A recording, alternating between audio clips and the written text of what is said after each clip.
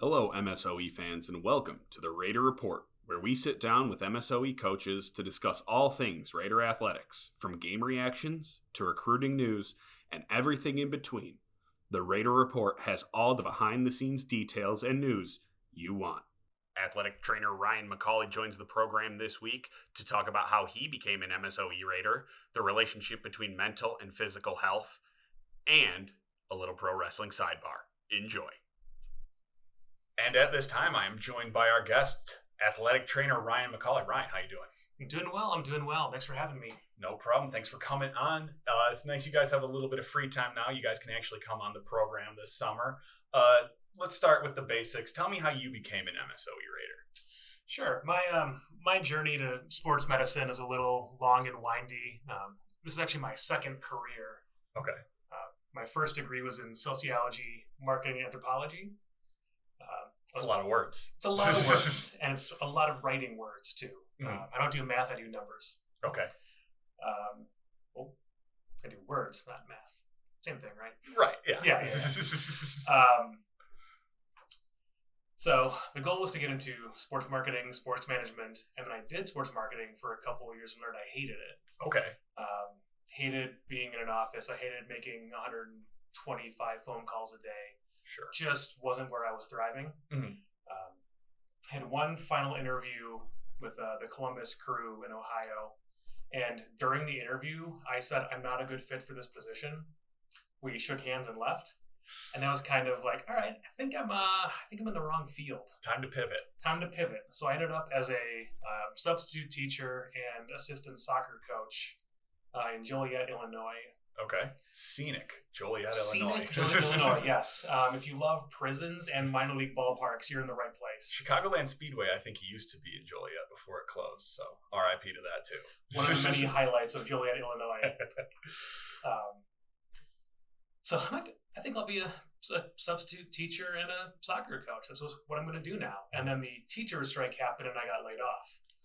So I kind of just got booted out the door. Moved back to the Milwaukee area and just kind of kept in touch with the athletic trainer down at Joliet West. Okay. And I bounced around marketing jobs locally, did some odd stuff here and there, and just kind of one day thought, you know what, I think I kind of want to do sports medicine. Mm-hmm. No, nothing really, like, I played sports growing up. That's kind of the standard story. Sure. Have had 2 ankle surgeries, so I've been through it on the other side. But just the job day-to-day that Jess did, I'm like, oh, that looks like a good time. You get to do sports, and you get to help people do sports. That sounds cool. I think I want to do that. And went back to school. Was a year behind Travis in school, actually. So I've known him for going on 10 years now. All right. It's been a long run, yeah. Went to Wisconsin, Milwaukee for my second degree, graduated from there, fell into the job at Wisconsin, Milwaukee doing men's soccer. Their old head AT, who was men's soccer, retired. Okay. I called him to say congrats, like, hey, hope you're doing well, congrats. He said, thanks, you want my job? And I said, yes. Nice. So Great timing. It worked out really well. That's awesome. Worked great. So I worked men's soccer there for a year, pivoted to women's volleyball, which Travis had just left. So again, I'm just following Travis down the road. Did that for half of the season, and then college sports does not pay very well in some levels. Sure. I got an offer to triple my salary to move into the hospital side. Don't blame you for taking that. Yep, had to do that to keep feeding my newborn and whatnot. Switched over. How responsible of you. Yeah, what a grown-up thing to do. Yeah, exactly. Get off the road, feed my kid. Great times for everybody. Yeah. Ended up at Ascension. Ascension is now Mosh. I spent a couple years at a high school in the area, and then I've been honestly begging to come here for 2 years before I was actually here. Sure. MSOE is one of the few college contracts that Ascension, now Mosh, has, and I missed the college level. I missed the schedule was a lot better for being a working parent. Sure. Because the high school, you start at noon and you go until sports end at 8 or 9 at night. Right. Which means you never get to see your family. Right. And the model we have here at MSOE, like, we treat on the day-to-day like we run a PT clinic. Mm-hmm. So we're seeing athletes from 8 a.m. until 6 or 8 p.m., depending on the schedules. Right. One person closes. So one night a week, you're there later, or game days, you're there later. So being here, working with college athletes in a way that lets me be a better husband and father, like, this is the spot to be right now. Like, for sure. The model here is fantastic. Yeah, no, since I joined back in October, and I have no complaints so far. Yeah. So nothing but positive things to say about MSOE. You mentioned it briefly there. What sports did you play growing up? You mentioned, that kind of was the, inclination to becoming a trainer. What was your history? I know Travis broke his back playing football. Do you have a story like that? Not as dramatic. I played soccer, volleyball, dabbled in baseball, didn't really do well at it. But mostly soccer, played some volleyball, played rugby in high school. Okay. And that's where my ankle started to go to heck, if you will. Sure. Had surgery on that my senior year in high school. Didn't technically break my back, but just bent my spine a little bit playing rugby over in Scotland. Nice. That ended my career there. But my ankle's been a steadily declining Smurf show. Just it's been bad for a long time. And now that I know how to take care of it, it's getting better. Nice. Nice. Who would have thought? Right. Yeah. You do the work and the work pays off. Weird. Right. I had my second ankle surgery in 2011, and my surgeon said, yeah, you're probably going to be back here in about 10 years to have this done again. Since then, I've played 13 seasons of hurling, run 11 half marathons and a marathon, and this is the best my ankle's ever felt because I did the work. Dang. So, hey, if you're listening out there, maybe put 2 and 2 together, and Ryan's maybe giving you, some helpful advice right now. Maybe. For those who aren't totally familiar, what teams do you work with here at MSOE? So I am men's soccer, women's hockey, men's lacrosse, and men's tennis. And do you have a favorite? It's like parents. You'll probably say no right now, but you'll give me like the ASL. I love all my children equally. Okay. I love them in different ways. Sure. All of the programs provide something different and something interesting. Mm-hmm. Working with men's soccer, I've been a soccer person my whole life. My first job out of college was working men's soccer. They kind of have just a special place in my heart because soccer is what I did first, mm-hmm. and it's what I still get to do now. Just kind of part of the draw for coming here was that spot opened up. Like, go back to what I wanted to do. Sure. Men's lacrosse, you get a little higher. Like, you get that adrenaline boost of you get to be a little bro-ier. You can kind of let the demon out a little bit. Yeah. Kind of let that go. Yeah, fortunate son cranking on Beats Field, running out with the American flag. I mean, how could you not? You get Big E pregame. It's a good vibe. For real. And with women's hockey, I think it's really cool being able to be on the ground floor of a program. Sure. Working with Coach Bailey to kind of figure out, like, what does sports medicine look like for women's hockey?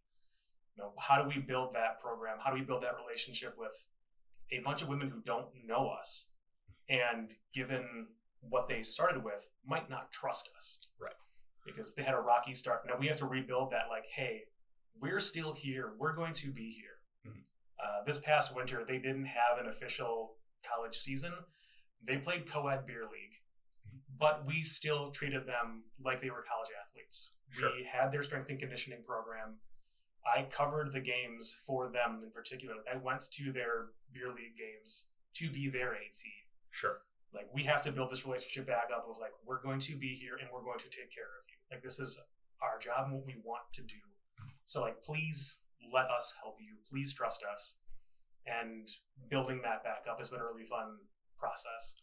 That's awesome to hear that you guys are taking the steps to rebuild that trust with those athletes. I've got to ask you, Claudia is really the only one who gets the privilege of being on the bench during those games now. Yeah. Are you going to be on the bench for the women this coming winter? That's something we're going to need to figure out. Okay. We haven't sorted out the logistics for that yet. Mm-hmm. We say women's hockey is a contact sport. Men's hockey is a collision sport. Okay. There's a lot more higher intensity collisions in men's hockey just because the rules are different. Mm-hmm. We mentioned the PWHL. They allow more contact than they traditionally have in women's hockey. we're not quite sure how that's going to look at this level yet. Sure. We're also not sure how other schools are going to travel. At the D3 level, you get a lot fewer schools traveling to away games. So we do a lot of the home and away coverage for almost all of our sports. Okay. With men's hockey, they travel more. And we're not sure what other schools are going to do for their women's hockey team. Are they going to treat it like men's hockey, like we're hoping to do? And they're going to bring an AT of their own with them, so you don't have to worry, and you can focus on our athletes. Focusing on the bench.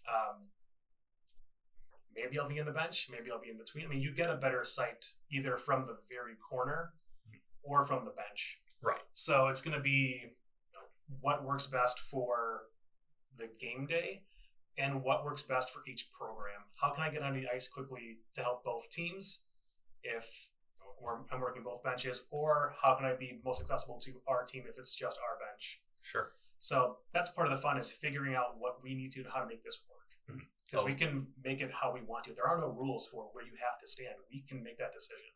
And that's got to be exciting for you to kind of, have creative control to some extent and just be able to say, we can mold the medical care for what our athletes and all the athletes and coaches and everything, how can we be the best fit for what this looks like? For sure.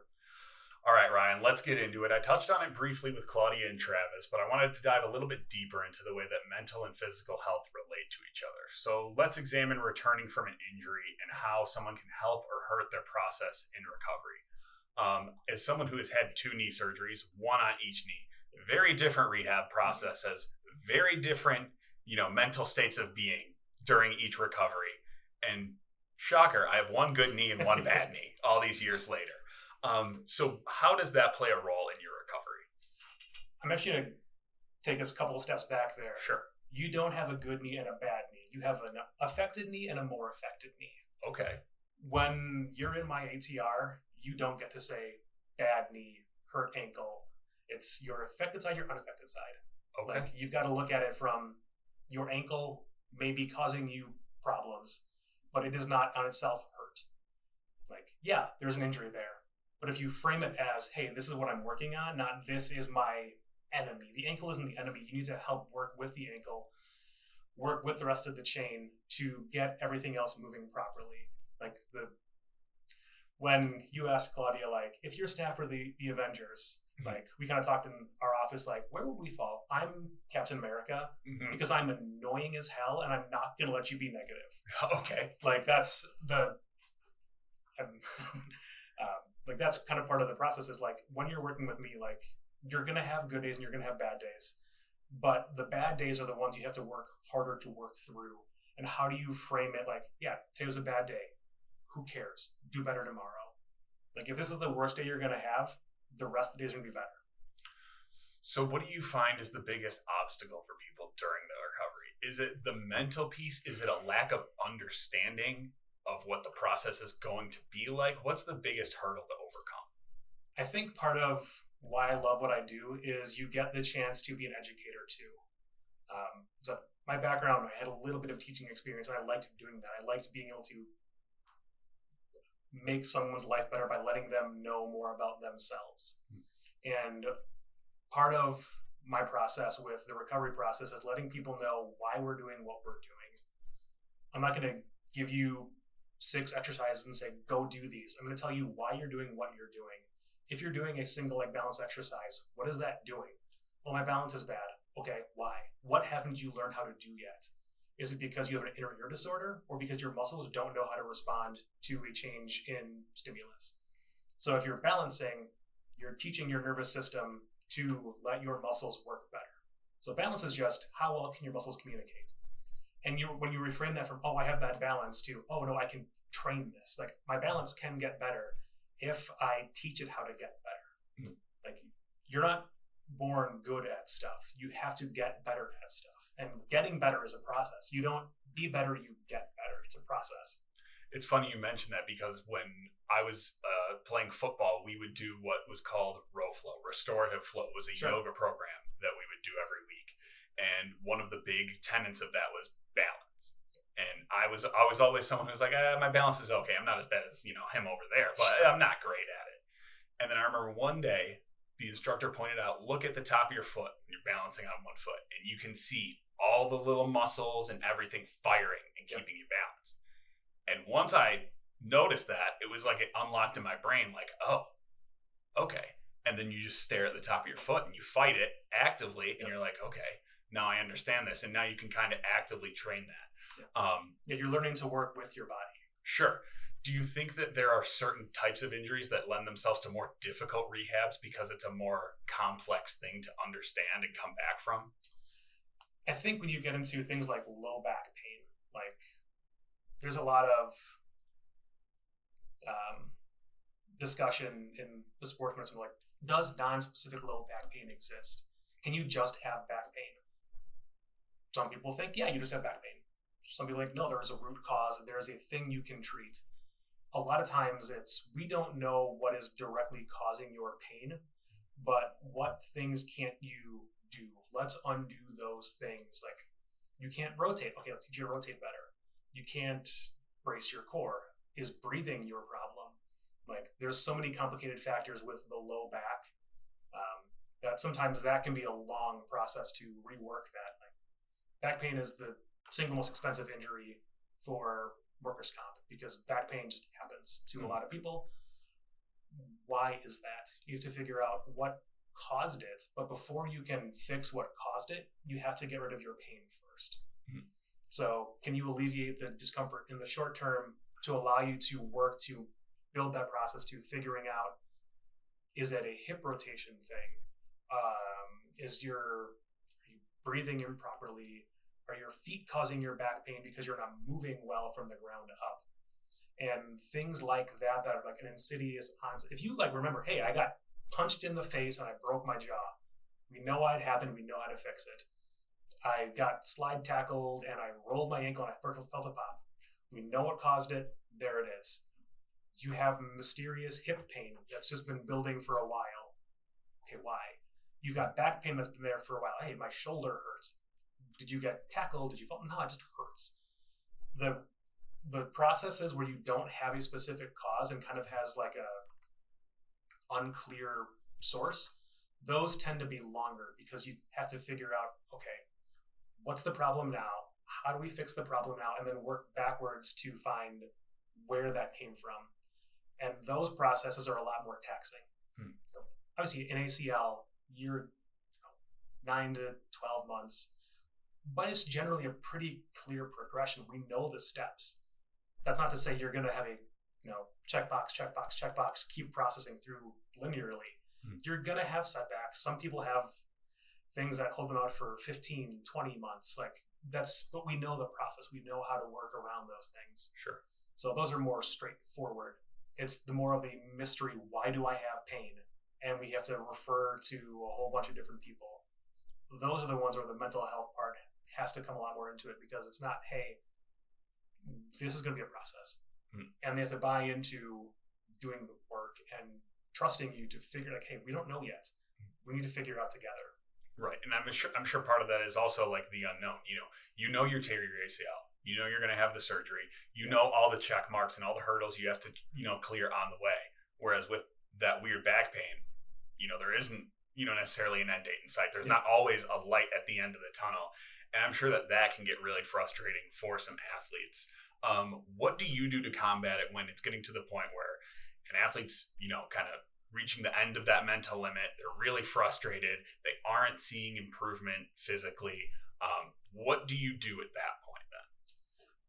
That's the point where there is no formula for it. Like, we are a science field that has to do art. Like, our job isn't all, here's a piece of paper, go figure it out. A lot of it is, what does this individual person need? I've had an athlete where I told them, hey, just don't come in for a week. We've been working with you for 3 months and you're up and down, up and down, up and down. Being in here might not be good for you this week because you keep thinking about, hey, I'm injured. What if you just leave for a week, come back, be an athlete, be a student for a week, and then come back and just do a hard reset? And sometimes that just helps because they stop that. It's called the pain spasm pain cycle. I have pain, I tighten up. Tightening up makes me hurt more. Making me hurt more makes me spasm up more. And you have to break that cycle somehow. And sometimes it's just a slap in the face, like, hey, get out. Take some space. Stop thinking about this for a while. Just go do your sport. And then come back once you've done your sport and say, hey, I can do this okay. Now, I know that, at least in my head, self-diagnosing back in the day, I used to have this injury where around the end of every single football practice, my elbows and my bicep would ache like crazy. And I would ice them, and then maybe half an hour after practice, I felt fine. I never felt this pain anywhere else. Not lifting, not doing workouts. I'm convinced it was a manifest, like, I want to be done with practice. We need to get out of here. We need an excuse. My arms hurt. Is it difficult for you at times to realize, is it the physical piece that's the problem here, or is it the mental piece that's the problem here?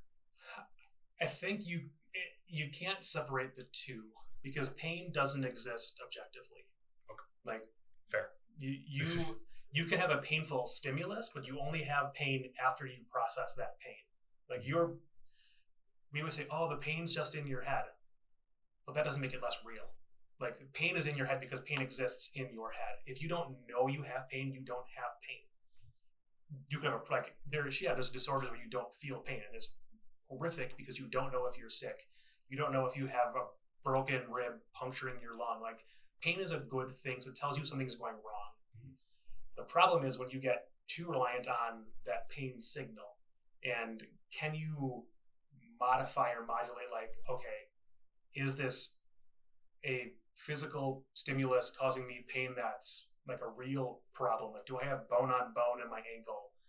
Or is my shoulder about to fall out of its socket? Like, is that why I have pain? Or is it, hey, I'm done with, I've been swinging a ball for 2 hours and I'm not rotating well, so I'm tired, my arm is hurting. Like, what's causing that pain? And is it something you should be able to, move through?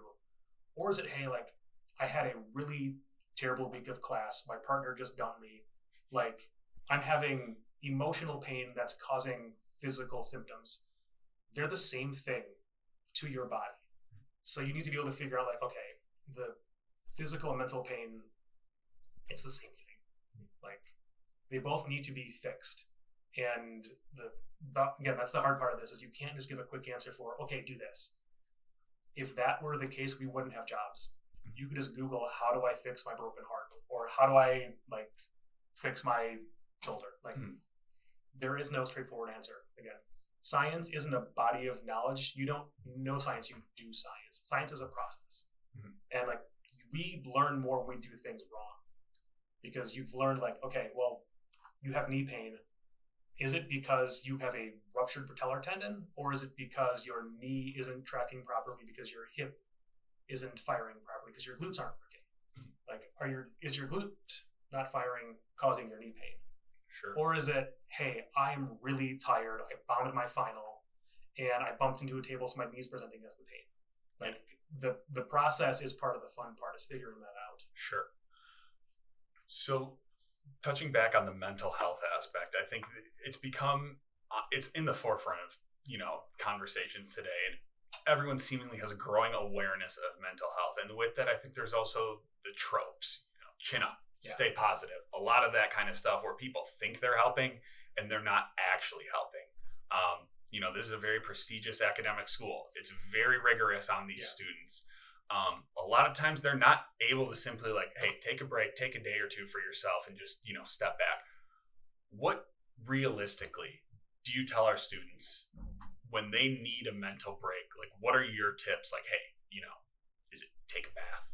Is it, smell some essential oils? What is realistic and actually going to help, and not just lip service?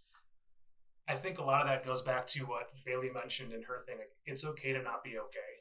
And it's okay to sometimes just take a day to suck. Like, have a shitty day. And then tomorrow, try again. Like, learn what didn't work with, like, hey, I tried taking a nap. That didn't work. Try something different. Like, if you know your process, like, if you've built a process over time and you know how to do that, great. Part of what we get to do is build that process for the athlete and figure, like, hey, what's causing you stress. Let's talk about what's on your brain, what's on your heart. Like, what do you need to do to unload something? And sometimes it's as easy as just like, hey, have a bad day. Like, let this day go to hell. Let it wash over you. Yeah, start over tomorrow. Yeah. Like, tomorrow might not be a better day, but it might not be a worse day. Yeah. And like, try it again. And I think a lot of times it's just letting go of like trying to do too much. Sure. Like, obviously our athletes do a lot. Like you said, it's a rigorous academic school, high academic and high athletic standards. Like, sometimes you just need to have a day to break. On top of what you're becoming an adult. Like, Exactly. You're doing all the normal college growth that everyone else normally goes through. So like, your brain isn't done yet. Your brain's still cooking. Yeah. Touching on the opposite side of that, Travis mentioned there's no bulletproof it. You can't bulletproof your hamstring. There's a lot of misinformation out there. What are some definitive no's when it comes to recovery? What do you not want to do? That's whenever I know that can vary wildly based on the injury, but in general. The fun thing, which is also the frustrating part about this, is a lot of our no's turn out to be wrong. That's tough. In the 80s, we knew the Rice protocol. Dr. Gabe Merkin told us, rest, ice, compress, elevate. And then 10 years, he said, oh, I was wrong. Don't do that. Because, again, we don't know science. You do science. Whenever I have a AT student I'm working with, I tell them I have 3 buckets of knowledge. I know, I think, I feel. Very few things go in a no bucket. I know you shouldn't take a hammer and smack your finger with it. That's a really bad idea. Don't do that. Right. I think ice is not the proper way to recover. I don't know that. But all the evidence we have suggests that we always talk about ice is the big thing. Like, it slows the recovery process. Inflammation is part of the recovery process. If you slow inflammation, you slow healing. We think that's true. We thought that was wrong 10 years ago. We think it's true now. We could find out 10 years from now that, hey, the IGF-1 hormones respond better to ice than anything else. We could be wrong. Mm-hmm. All we can do is do with what we have now. Sure. And that's an I think bucket. Then there are things that I feel. Like, I feel that a front foot elevated split squat is going to do more whatever than a rear foot elevated split squat. Like, we have data that says, like, hey, what exercises make your muscles work harder? We have objective number for, the single hardest thing you can do for your adductor muscles is a Copenhagen plank. Is the single hardest thing. Because we've seen that on the muscle data. The muscles tell us that. But that doesn't mean that's the most helpful thing for you in that process.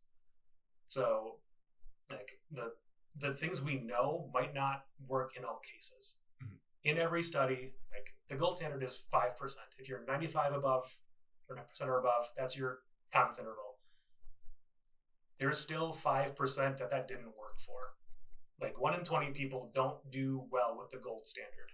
Mm-hmm. And that's the gray area of, I know this is true until it's not. Mm-hmm. And that's where our jobs get harder for, okay, we know this is the right thing to do, but for you it's not. We got to try something different. So the I knows are harder. Back to your recovery question in particular, for all of my strength conditioning programs I hand out, the cool down phase is do something for 5 minutes. I read that word for word, do something for 5 minutes. I don't care what it is. What do you need to do to bring yourself back to a less excited state? For some people, it's stretching. I don't like stretching. I never program it. If you want to touch your toes, cut your hamstring tendons. You'll go all the way. But if you can't control it, who cares? So I will never program a stretch. But if you want to stretch after your activity because you feel good doing it, absolutely give it a go. If you feel good getting on a bike and pedaling at 60 RPMs for 5-10 minutes, great, flush it out. If you feel best sitting on the ground and looking at the sky, fantastic. Like, recovery is person specific. Like, everyone's nervous system responds to the same stimulus differently. And everyone calms themselves down in a different way. Like, what makes me relax will not make you relax. Maybe it does, maybe it doesn't. Mm-hmm. And like, that's why there are so few I knows in this. Like, I'm within the confidence interval don't ice a sprained ankle. It'll take longer. We could find out that that's wrong. Sure. But everything points towards that's right. So there are very few things that go in the I know bucket. Most live in the I think, and all the other ones live in the I feel bucket. Touching back on what you said there, might have to edit this out because I just felt the train go off the tracks. Sure. So waiting for it to pull back in the station. I've done podcasting before, so I've done a lot of editing. Pulling the e-brake, trying to figure it back out. Me saying I don't do the importance, numbers. Yeah. Right, yeah. The importance, you said, of taking the 5 minutes to do whatever it is. Why do you need to take that time? Why can't, the second I finish my workout, why can't I hoof it to the shower, change, and just move on? Why do I need to recover? Why do I need to take that 5 minutes? Maybe you don't. Some people might just be able to compartmentalize and go. Mm-hmm. I don't think most people can do that. Part of that process is switching from fight or flight to just existing. Like when we're doing sports, we are ramping up our nervous system. We're getting that, the endorphin, the adrenaline, all that stuff is going in and telling our bodies it's time to fight and time to kill. And in the tunnel at the Rose Bowl, let's go. Correct. Yeah, we're hitting the sign, we're touching the rock, like we're going to war. We're like all those really classic cliches like, this is a battle. Your brain doesn't know the difference between I'm in a trench at the Battle of the Somme or I'm in the trench on the offensive line. Your brain responds the same way. Right. Like the hormones don't know the difference. They just fire or they don't. And in order to bring that back down, you have to get yourself back to stasis. Sure. So if it's 10:30 and you just finished your soccer game on the lights and you're still cranking the hormones, your body's ready, like we're going to stay up all night and win this thing. Yeah. You're done. Like you need to tell your body to transition out of fight or flight into being a person again. For sure. So that transition from going to not going, some people can do it. I think they're psychopaths, and I respect that. I have to bring myself out of that. Like when I'm on the hurling field, I don't hear the sidelines. Sure. Like people are like, "Oh, did you hear what this person?" No, I don't hear anything out there. Yeah, like I hear my teammates, I hear the ball. Like, okay, final whistle. I always take my helmet off, take my jersey off, like I'm done. Now it's time to be a person again. It's time to hug the other team, time to have my family, time to just have a beer and a hot dog. Like that's the transition out ritual. Yeah. If I kept my jersey on and kept my stick on and kept my helmet on the sideline, like I'm tweaking. Like I need to calm myself back down. Sure. It's like a separation of church and state kind of thing. Almost, exactly. If for lack of a better term. That's a great answer. All right. Let's get into the fun stuff. Raider Rapid Fire. This is what everyone wanted. If you were a NASCAR driver, Ryan, I need to know what the car looks like. I need the number. I need the color. I need your sponsor. My number's always been 21. It's my lucky number. Okay. Since I was a young one. That's my number. I like the color blue. Okay. What kind of blue are we talking here? We need to get specific. Is this like I'm not a pastel person. I'm a jewel color person. Okay, so like a sapphire, like a Pepsi blue kind of? Like kind of that. Okay. But when it comes to race cars are red. Fight me. Okay. Like Bailey had that same thing. She was like, it's Lightning McQueen. Sure. Like she's just been brainwashed. Race cars are red. Sure. Yeah. Enzo Ferrari said, if you give a kid a crayon to draw a race car, he's going to draw a Ferrari because they're red. Race cars are red. Fight me. That's a great quote. Yeah. That's a baller quote. He's Enzo Ferrari for a reason. And then what's your sponsor? My sponsor? That's always the hardest one. Like you're driving a red 21, so you do get a little limited there. I do. I love Starburst. That's a fire car. Yeah. That's a good car. I love a Starburst. Like if I go on a long run, I don't bring energy gels, I bring Starburst. Okay, what power rank? I'm assuming we're talking original Starburst. Power rank the 4 flavors, best to worst. Orange, yellow, red, fall in a hole, pink. Fall in a hole, pink. I love that you love yellow and orange because I've rode for them since I was a kid. Yeah. I do not like red. I think they taste like cherry cough medicine. I've never heard a pink hater. Yeah, it's not my thing. It's a pastel. That's why. It's a pastel. Okay. I'm a dual color person. I can taste the pastel. Okay. Now it makes perfect sense. Yeah. I like that. A movie scene. If they were going to make a movie about your life, whether it's a comedy, a drama, a parody, what scene has to be left in it? I think going from that transition from like Travis has known me a long time, and he refers to old Ryan and new Ryan. He knows both Ryans. Sure. he knew me at the tail end of the transition of old Ryan. He thinks he knows old Ryan. He does not know old Ryan. Right. He knows the 25-year-old transitioning to new Ryan. And what he didn't see was me meeting my wife. Okay. And that, the summer of 2013 was the weirdest year of my life. 2013 should never happen again. Gone, dusted. I met Marin that fall at a wedding. She was the maid of honor. I was an usher. I married up. Nice. Like, that's right when I started transitioning from sports marketing to medicine. Like, that transition from, like, that's when I was learning who I was as a person. I was turning 25. My brain was finally figuring out what it was supposed to be. Switching from the wrong field to the right field. I met the right person. And that's when I became, as Travis would say, new Ryan. Sure. Have you put any thought into it? I know I'm putting you on the spot here. Who would play you in a movie? Who would play me? I often get the guy from the Vikings TV show. I've seen it, but I get it a lot. Yeah. The hairstyle, that's kind of low-hanging fruit, but... Yeah, it's the hair and the beard. Like, yeah. I haven't had my beard can legally vote. It's that old, so... Yeah. Nice. Rock on. And then the last one in Raider Rapid Fire, this is inspired by watching the intro to Connor and Floyd. Floyd was walked to the ring by a young Justin Bieber, Jimmy Kimmel, and the Burger King. Yes. If you were going to fight in the main event, who's walking you to the ring? So this is the one I actually sat and thought about. The other ones I didn't think about. This one I had a short list, and I have my answer. Okay. I am let out by Finn Balor, specifically from TakeOver London when he had the Jack the Ripper demon costume. Okay, top hat, coat. Top hat, coat. Okay. Yep, you got it. All right. So we have the lights come down. Finn Balor comes up, pops up. Okay. Music hits. Then I'm followed by my son Finn. Okay. Because when you give that kid a task, he does it. Like, he is focused. He is very funny when he's being serious. Sure. And the transition from the demon Finn Balor to my delightful, adorable kid being super serious is so very funny to me. Yeah, that's great juxtaposition between the two. And then I'm flanked by Gennaro Gattuso, the old Italian defensive midfielder, who is the craziest, angriest person who ever played the sport. Okay. With Big Red, the Western Kentucky giant blob mascot on my right. Okay. All right. That's a crew. I like that. High to low. And then ringside, I'm giving you a bonus here. Mm-hmm. I met at ringside by South Carolina coach Don Staley and the U.S. women's national team coach Emma Hayes, because they're my favorite coaches. They are hard asses, but they're both insane in different ways. Like, Dawn Staley is the fit queen, and Emma Hayes has the weirdest quotes.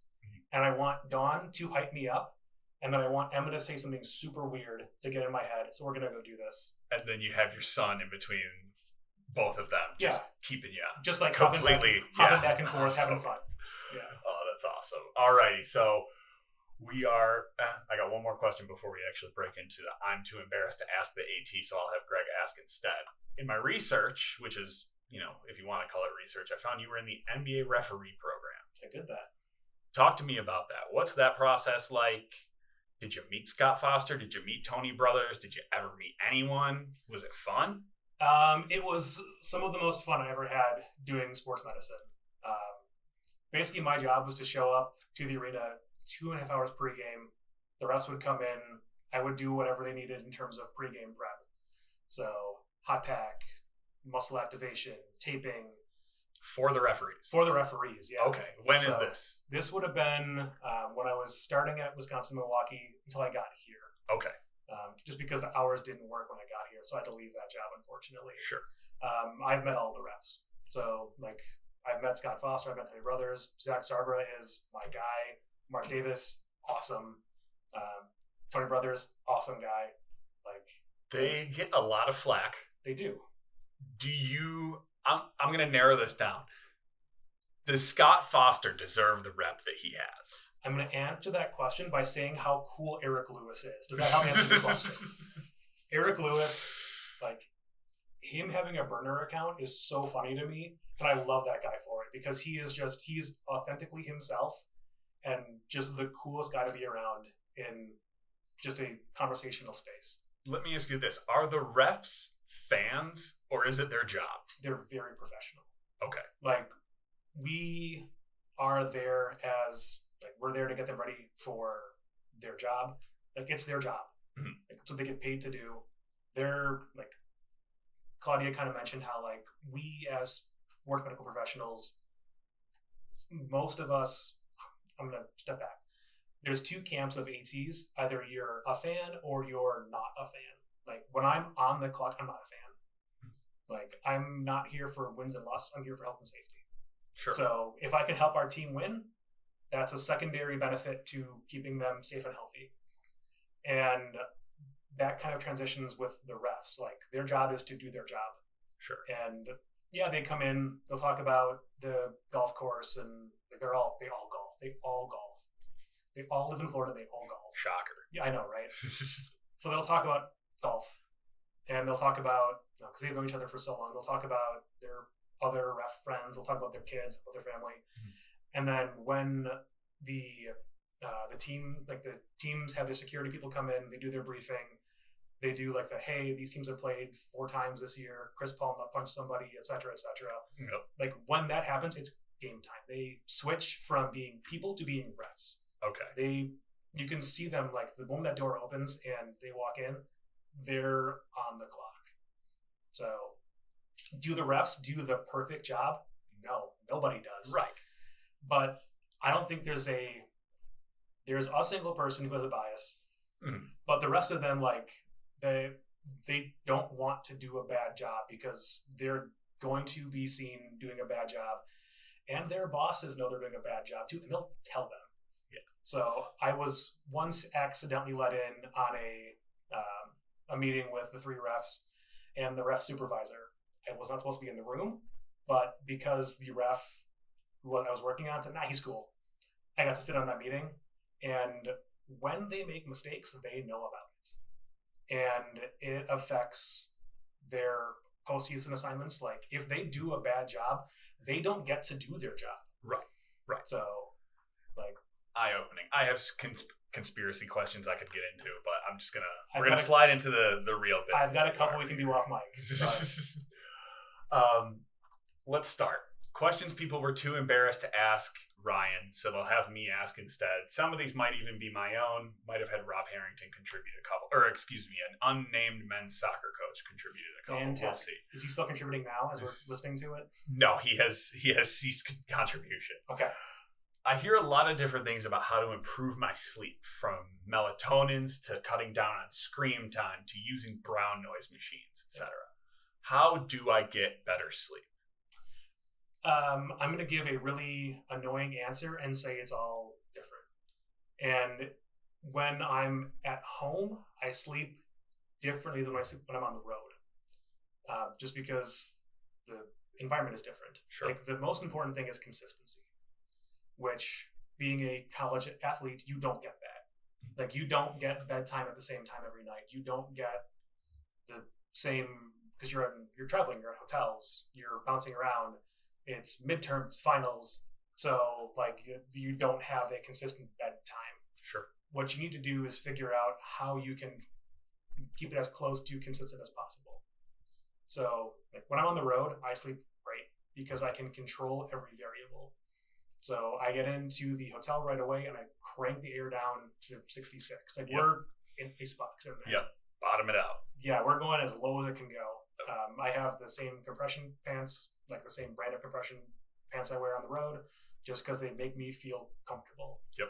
Like, when I'm at home, I have a weighted blanket because I'm pinned. I can't move. Yep. I have a sound machine at home. I love the sound machine. Works great for me.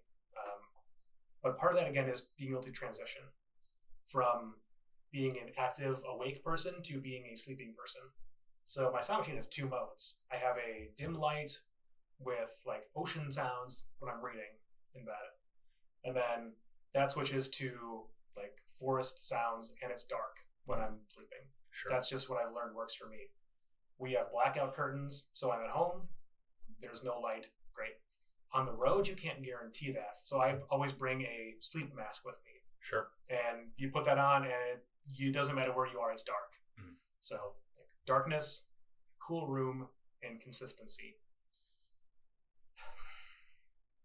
The screen time thing, I think, obviously, like, yeah, if you can be off your phone or your computer 2 hours before bed, great. You're a college student, good luck with that. Yeah.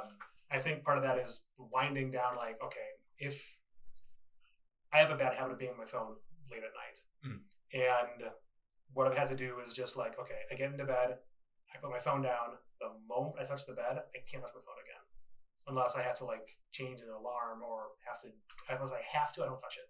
Right. Like it's paperback only. I don't do Kindle. Give me a paperback. Give me a hardcover. Because if I touch a screen, my brain's gonna go again. Right. And I feel like I've able to make that transition from like, hey, screen time off. Like for me, it's more important to not be on my phone as it is touching the paper. It's more of a like mental switch. Sure. So it's not so much the screen and the light that get me. I think it's as much as like, if I'm on my phone, I'm going. On my book, I'm not going.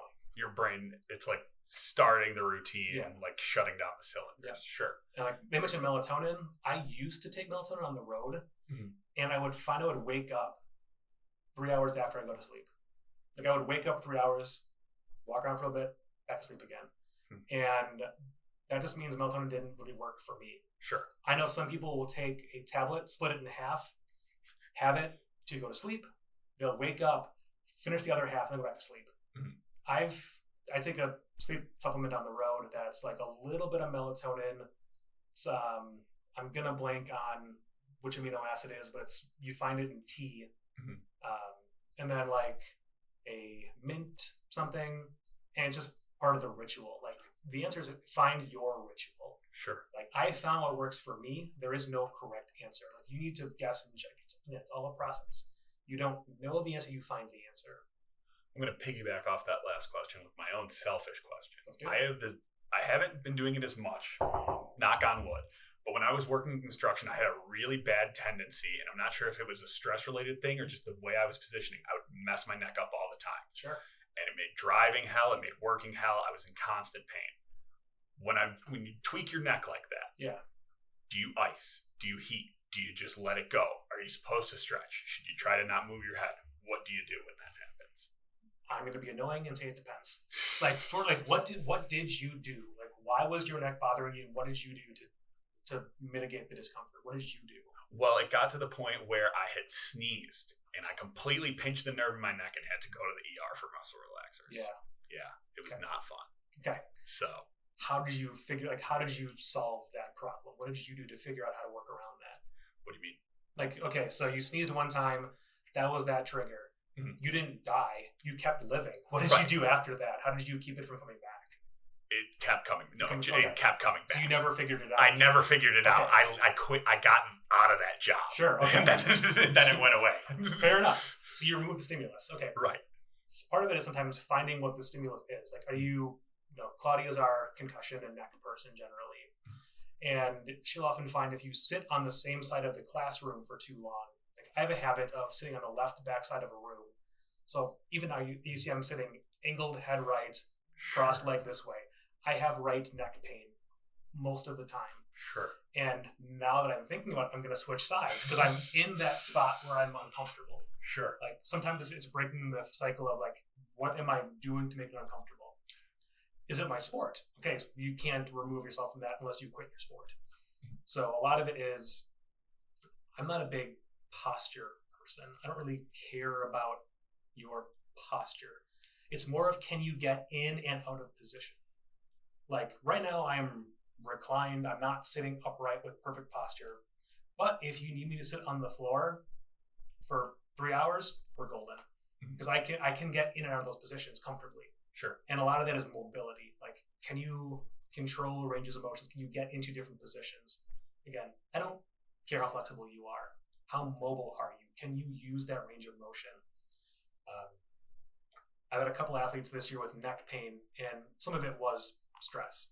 And you finding like, okay, you had a bad day, your neck hurts. Let's figure that mental portion out. We've talked a lot about that. We can kind of side that for a bit. What I have people do is find where their head should be. The one thing I am big on posture is when you're on your computer or when you're reading, Are you head forward, head up? Are you in that like statue position where you're really going to mess yourself up? Yeah. And being in that position is okay unless you live there. Right. So can you adjust like how you're sitting when you're reading? Can you get a better angle when you're neutral?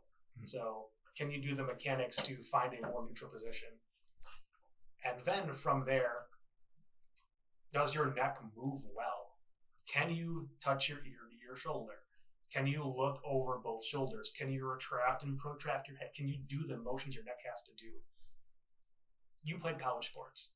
Did you squat? Yeah. Yeah. Did you bench press? Yes. Did you row? I mean, yeah. Did you pull? Yeah. Yeah. So you worked your back, you worked your glutes, you worked your legs. How much neck stuff did you do? In high school, we did. In college, none. Yeah. Like, unless you train the muscles, they're not going to work. Yeah. How much foot stuff did you do? How much foot exercises did you do? Did you ever do toe yoga? Did you ever move your toes? No. Yeah. So unless you train the muscle group, it's not going to be good. Sure. Like, treat your neck and treat your foot like you would treat your shoulders or your hips. Interesting. Like, the only thing, very black and white, there's some untruths. The only body part you use in every sport all the time is your foot. Like, your foot's always going to be in contact with the ground unless you're an aerialist and you're being held up by whatever. Sure. But like, the foot is the most important part of your body. If your foot's not working, the rest of your body's going to go to heck. And it sounds like in a couple of weeks we might have to do a foot yoga special because I have been enlightened apparently. I wear slippers all the time. I don't wear shoes at work. That's awesome. I wear slippers because they're better for your feet. Like, if you don't use your neck in all ranges of motion, you're going to have neck problems. If you don't use your foot's not going to work. Okay, I'm going to do crazy sidebar now. You Absolutely. ever heard of this show on Discovery Channel called Dual Survival back in the day? No. It was two outdoorsmen. One very rough, rugged, I'm going to hunt and, live off land. Another one who's very like gatherer, one with the earth. And he would never wear shoes, socks, anything. He was always barefoot. That's my guy. Like, that's pretty rad. I was like, the bottom of his foot probably like all calloused. I used to always be barefoot as a kid. Yeah. I swear, like a hobbit. Yeah. Like, go on the driveway, it doesn't bother me. So I might have to start. I might steal that swag off you and just start rocking the slippers around here. The work slippers are a vibe. They're great. Yeah, no, that's awesome. That's awesome. I talked to Travis about what you should be eating during activity. Yep.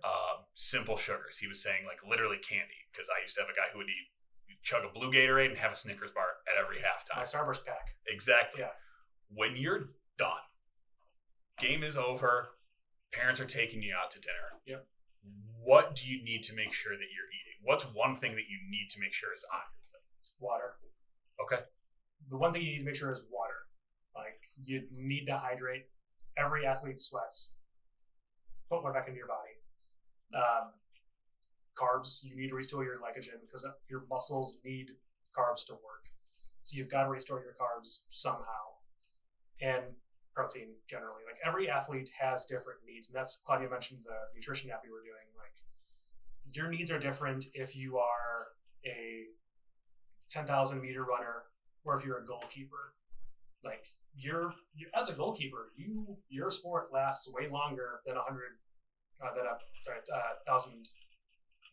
10,000 meter runner. Like, sure. Duration is a lot longer, but you do less, but you do different things. Like, as a hurling goalkeeper, I don't need to eat as much after the game as my midfielders do. So it's like, what does your discipline demand? And this might be the wrong answer, but it's my answer. I just let my body tell me what I need. Sure. Like, if I'm hungry for something, there's probably a reason for that. My body's saying like, hey, shit, I want ice cream. Okay, I need carbs, or I need carbs, simple carbs. I need protein. I need fat. Like, sometimes I'm gonna eat that ice cream. Sure. Other times I'm saying, hey, okay, my body tells me he wants these couple things. What flavor ice cream do I want? I want raspberry. Okay, I need fruit. Like, make a fruit smoothie. That's my substitute. Like, sure. Your body tells you what it's going to need. And it takes practice to learn what your body's telling you. And part of that process was I used a nutrition app to, like, okay, I'm hungry for this. What did I not eat today? Like, right. And I would see like, hey, I want pretzels. Oh, I need more sodium. I want whatever. Like, listen to what your body is telling you and go back and compare, like, what are you not giving it? Sure. And again, I'm so annoying. I don't give concrete answers because there are no concrete answers. Sure. There are very few things in the I know bucket. I live in the I think bucket. Right. So, like, I think intuitive eating works, but you need to know yourself well enough. You need to know the demands of your sport and know what you need. So educate yourself on what your baseline should be. What does my sport need? What do I need after my activity? Did I just have a Friday walkthrough for football, or did I run a marathon? Like, the activities are all going to be different. Every workout's different. So know your baselines, know what you generally need, and then listen to what your body's saying. Hey, I need this. If you hear a little something in the background, it is apparently pouring outside now. Looks like it. So just wanted to put that out there. I said water, water cometh. You spoke it into existence. As an athlete who had, let's say, varying ranges of dedication during his off season. Sure. If I take off time during the summer, say I take off through June, is there any way I can catch up and be on track with my teammates? No. The time lost is time lost. I'm gonna be annoying and give a long Go ahead. answer with different branches. How much time did you need off? Did you just finish a spring sport, or were you a winter sport? Did you just finish your non-trad season, or were you in championship season? So it's all going to be different. Like, after you finish the season, you take 2 weeks off. Your body and your brain need the time off. Okay, your 2 weeks are done.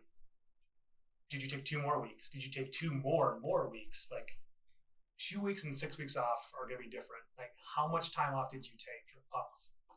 And where in your preparation cycle are you? So when I'm writing a program for men's soccer, the program in the beginning stages, it's the same exercises as women's hockey. I'd say 90 to 95% of the exercises are the same. At the first stage, the volume is the same. Like, off the beginning, you're going to be in muscle building phase. You need to get a bigger engine to have more capacity. Those look the same on paper for 1 week. What's different is, what does the big calendar look like? So if you have a 16-week off season versus a 32-week off season, you're going to periodize differently. You're going to have shorter phases for that short off season, or longer phases for the longer season. And that's, Bill talked about how you can't cheat science. Like, that's the longer the cycles, the more time you have. So I guess the thing there is, okay, you took 6 extra weeks off. How much time do you still have? You probably can't jump into my program right now because you missed hypertrophy. You missed the base. But okay, then do you jump right into strength? Not if you want to be strong. Like, you can only be as strong as your muscles are big. Like, the size of your muscles limit how much strength you can have, because the bigger your muscle fibers, the more work they can do. The more strength you have, the more capacity you have to make that strength move faster. I know Travis dove into this really deeply, so I'm not going to go back to hypertrophy, strength, power, but it's, okay, how much time do you have? What do you need to shift your program to look like? You can't skip a phase. If you skip a phase, you're toast, because you don't have that ability. You have to change what the length of your cycles look like. Sure. So instead of having 8 weeks for hypertrophy, now you have 6. Sure. So can you catch up? Nah, time's gone. What you can do is change what the rest of the summer/fall look like. And cover your ass just a little bit. Yeah, it's not so much covering your ass as it's more of like adjusting your ass. Sure. Like, you need to find a way to use the time you have effectively. Sure. And that's one of the big things I say with my athletes is, like, hey, talk to me about the program. I don't know what you're doing or what you're not doing. If you miss 4 weeks, I don't care. Tell me, because that way I can fix the back end. Sure. Like, if you don't communicate what we don't know, we can't help you. Hmm. So, like, how much time did you take off? you took a month off because you were in Kenya for a month for a safari. Cool. Yeah. Cool. Great. I'm glad you did that. Now we have to figure out how to make your off season differently. Like the big thing about summer training is like you're still college students. You're not professional athletes. Like we ask you to do the work, but with the understanding of you're also people. Like we're not paying you to do, you're paying us to be here. So we need to do what we can to make your best experience and like do the work, take it seriously, but with the knowledge that like you're not going to get this time back both in the gym, but also in your life. Like if you take a month off to take a family vacation and you're just going to eat pasta and walk the Mediterranean coast, sick, awesome, do that. The day you get back, let's get to work. Like live your life, but do the work. Sure. And that's how you have to figure out, like, work with us to figure out what you need. Did you take that trip in May or do you take it in October? That's going to change how we move your cycles around. Like, sure. Live your life, but let us help you live it better. Do you want to look like a French painter? Is that the goal with the hair and beard combo? Well, if we go back to how I said that we are artists and scientists, hell yeah. Like science is a science, sports medicine is an art under a science. Like there are no strict answers. Like, yeah, I'm going to be Picasso and make this stuff work. Like, yeah. As someone who has done numerous long hair grow outs. Sure. How nerve-wracking was it the first time you shaved the sides? Not so. I went from like I had longer hair when I was a kid. Like when I was born in '88.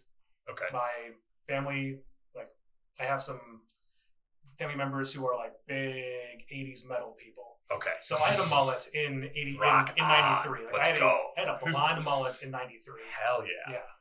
And then I was a kid, had different hair, and like my hair was longer in high school, and then I just let it go in college. Sure. So when we shaved my head my senior year, we cut off 14 inches. Sheesh. Okay. Yeah. Dang. I kept it like a 2 short for about a year and a half, and then I grew it back. I grew it long, and I shaved it off again.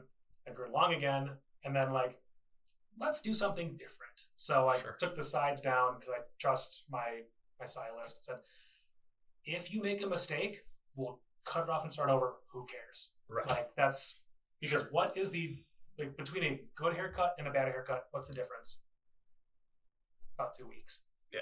Like, yeah, it's bad for a couple of weeks. Wear a hat, figure it out. Yeah, even when you're growing it out, you're like, it's the awkward stage. It's like, there's like 3 awkward stages. They last a couple weeks. You get through it. Yeah, wear a beanie, you'll survive. Like, I actually got a haircut yesterday, and my spouse was like, I kind of want to go tighter on the sides. Okay, fine. But what if I don't care. Like, I trust you. Try it. If it goes bad, we'll do it over again. Yeah. Like, I don't have the confidence, but I would love to walk into like a fancy salon or something like that and be like, what do you see?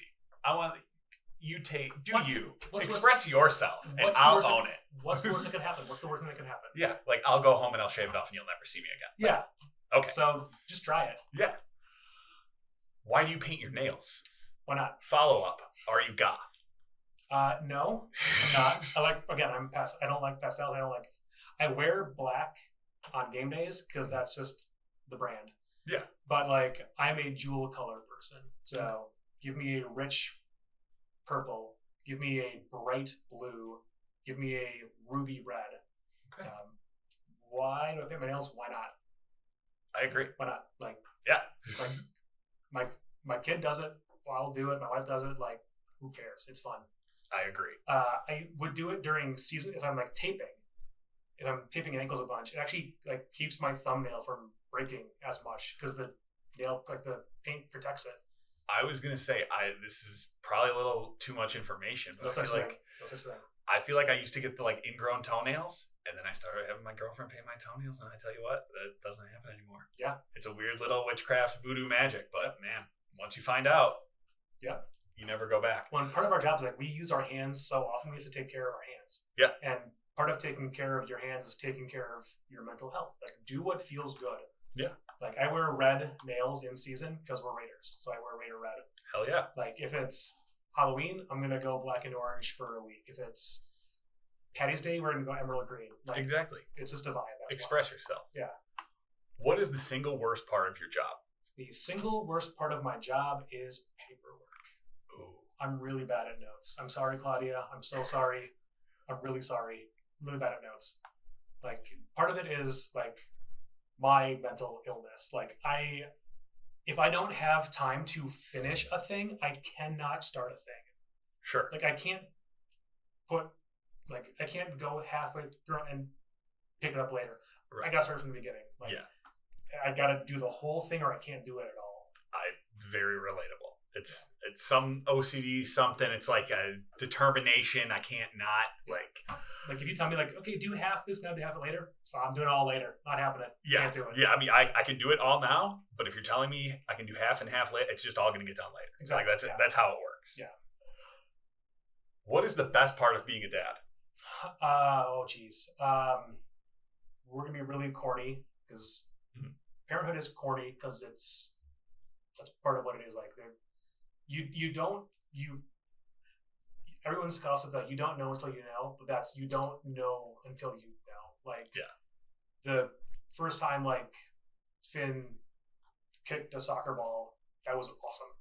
The first time he played the piano for fun, that was awesome. Like watching Finn learn who he wants to be is so cool. Like, so I'm a big sport person, but I also played violin for 12 years. My wife was a music major and swam competitively. So that's part of where the name Finn came from, because she's a swimmer. My family is from the northwest of Ireland, near the Finn River. So like, that's kind of like, hey, great name for the both of us. Just so happened one of the best NXT champions of all time. I mean, my single favorite person in professional wrestling is Finn Balor. And that's, somebody asked me like, hey, did you name your kid after Finn Balor? No, we both named after the river, which was named after Finn McCool, the Irish legend. Sure. Like, so it's just, no one believes me. It was the name, like it was my name short list before Finn Balor was Finn Balor. Like when he was Prince Devitt, Finn was still on my short list. Okay, all right. So it was Finn, ironically, Sheamus, and Liam. So two of the three happened to be. Sheamus, I don't think you can escape the allegations. It predates the fella. So, but like watching Finn figure out like, hey, this is a cool thing you do. I'm gonna try it. No, that sucks. I hate it. Like, sure. Like finding out like what he wants to be is so cool and so much fun to see. Like he picked up hurling this year because he liked watching me do it, and now he's playing hurling. Like he plays piano because he sees Marin play it. Like he just picks up like I mentioned this like the thing we want our kids to be is like the best version of myself and Marin combined into one person, but make it better. Like be us, but be better. Like we give you the materials. Please be better than what we were. Like the goal is to make a better person than you were. Right. Like I'm also a big Formula One fan, and one of my favorite podcasts, he always closes with work hard, be kind, and have fun. Like that's the ethos we want to instill on Finn. Like be a hard worker, do the work. Be like the most important you can be as a person is being kind. Because if we're not that, we're nothing. So be a hard worker, be a kind person, and have fun. Because you can't tick those three boxes. What's the point? You said Formula One? Yeah. What's your team? Race cars. So you're just for the vibes. Race cars are dope. Okay. I love race cars. All right. There's not. You don't have some weird like Team Mercedes, Team Red Bull. There's not some weird like. I like Lewis Hamilton, so I'm gonna follow him to Ferrari. Like, okay. Yeah. I don't like George Russell because as an Irishman, I have a distinct anti-English bias. So like Lando is a fraud and a loser. George Russell's a dork. Like Yeah. But Lewis is cool. Lewis can hang. Yeah, Lewis is cool. I was gonna say I just didn't want you to be a Max Verstappen guy. That was really what it came. Do you know what's really annoying? Max is likable. He's becoming so annoying because it's hard to dislike. Like his dad is a real piece of trash. Yeah.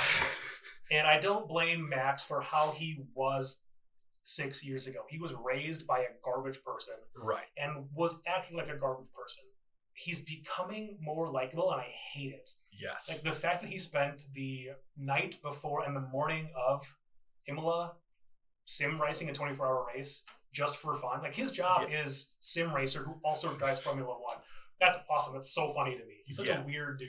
Never expected the face turn from him. No, I really felt like he was just going to wear the black hat and be like a bad guy, bell to bell. It's when Miz joined with Damien Sandow. Like face was so unexpected and so funny. Like that's Max right now for sure. I'm gonna pivot back to one more question. Hopefully, you won't give me the long, winding answer because I've thrown you off now. Is it ever too late to come in the training room for an injury? No. Never. No. Okay. That was one of the real questions I had. Texted to me from a student. Never. No. Okay. We had because what's the alternative? It never gets better.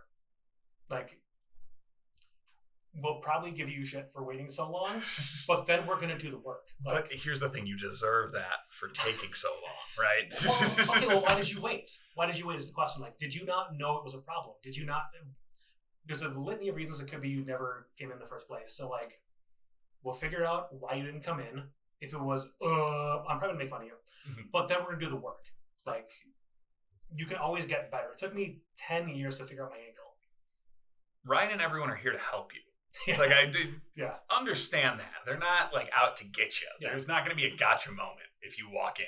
Yeah. Like I will give you a hard time when we have that relationship. Right. Like, if you're a new person walking up, like, hey, I broke my thumb like 3 weeks ago. Can you help me? Okay, yeah, sure, great. Yeah. If you're someone I know, I'm going to give you a really hard time for making a stupid decision. Right. But then we're going to do the work. For sure. That's, again, if we can't be kind, what are we?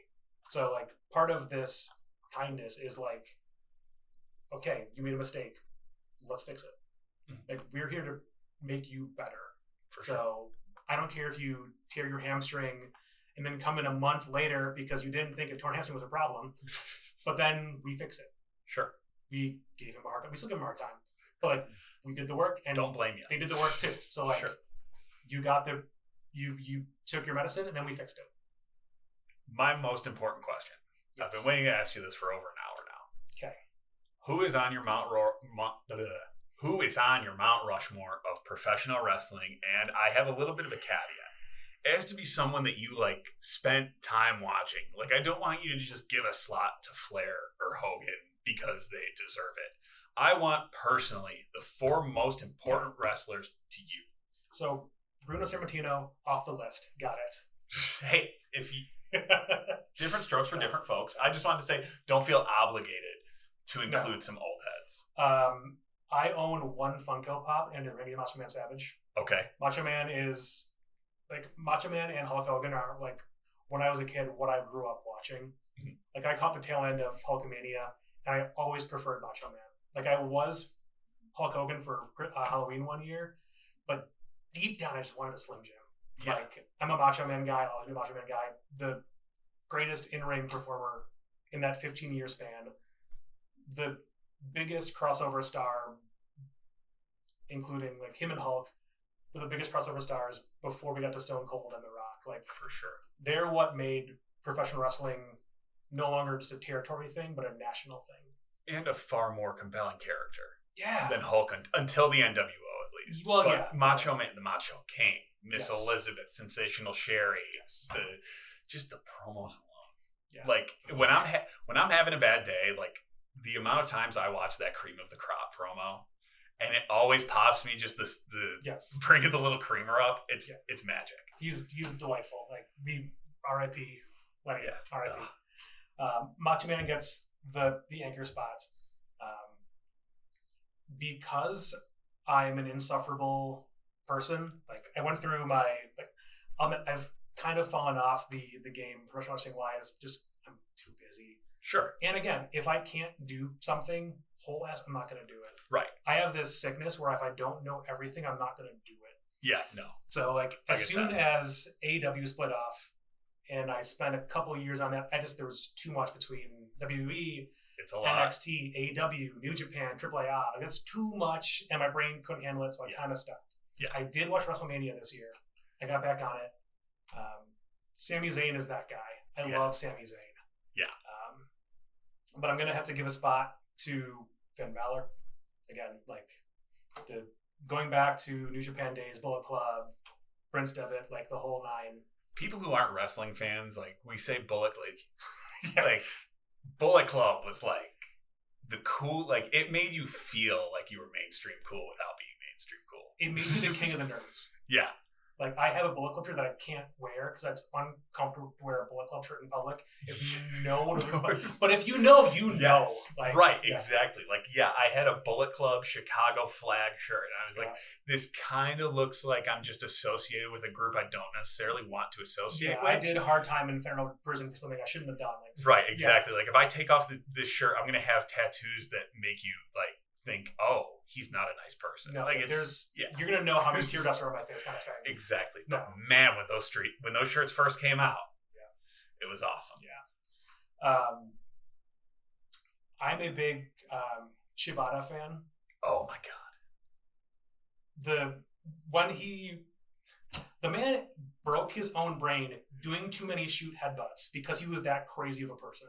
That the one that ended it. Yes. That sound sends chills down my spine. It's so gross. To this day. It's so gross. Oh, God. And I miss it so badly because I'm a sick person. Yeah.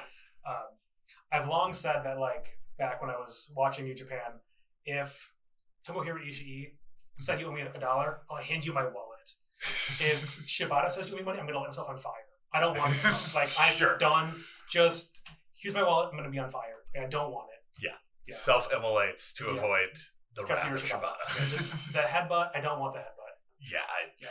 I am very glad that he stopped doing it. Like, he didn't come back like, hey, I'm unretired. I'm going to still do the headbutt, though. Yeah. Like, shout out to him. And then what's that last spot? What's the wild card? The man, Becky Lynch. Okay. Needed some representation on there. She's also just the best professional wrestler on the planet. Like, when we had the Charlotte, Becky, Sasha, what's her name? Monet something? Mercedes Monet. Yeah. When they had that main event, that was the best. In terms of representation, the sport needed it. Yes. But it was also the best match on the card. Yeah. At WrestleMania. For sure. And, like, Becky's run, like, the Nia Jax broken nose was the coolest thing in wrestling that year. For real. Just blood dripping down her face, like, okay, do it again. I don't care. I'm the man. Yeah. Like, the baddest man on the planet. Yes.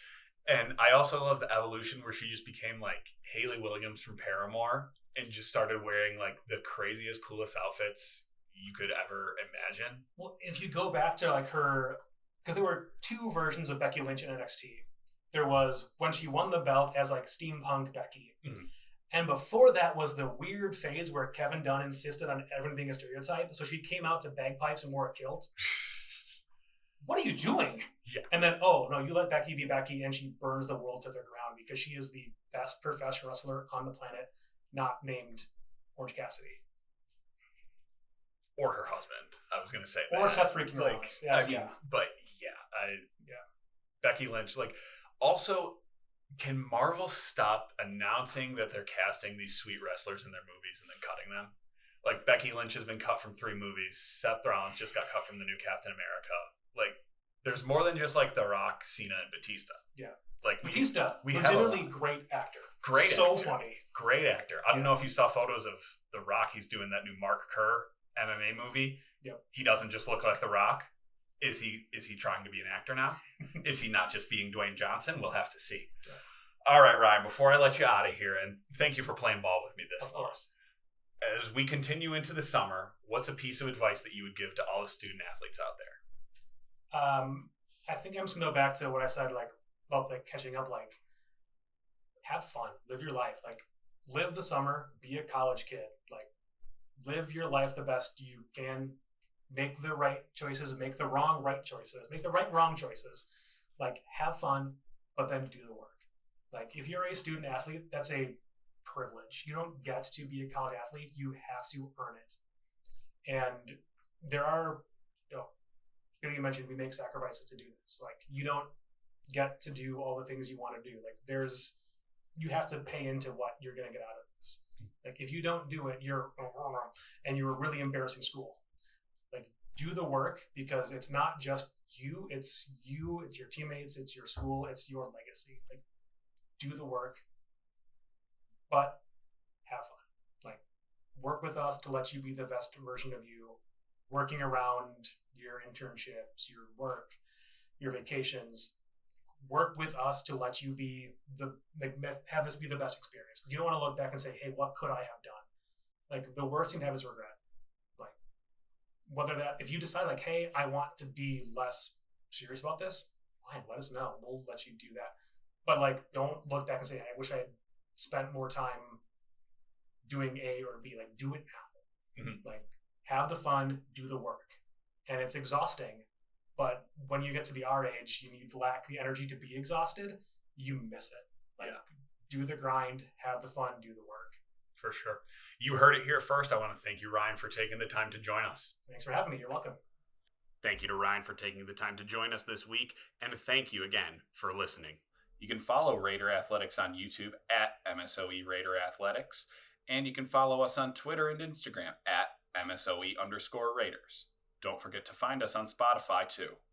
Be sure to like, subscribe, follow, repost, share, and get the word out to all your Raider friends and family. We want you to be heard. Mention us on social media and tell us what you want to hear about. Go Raiders!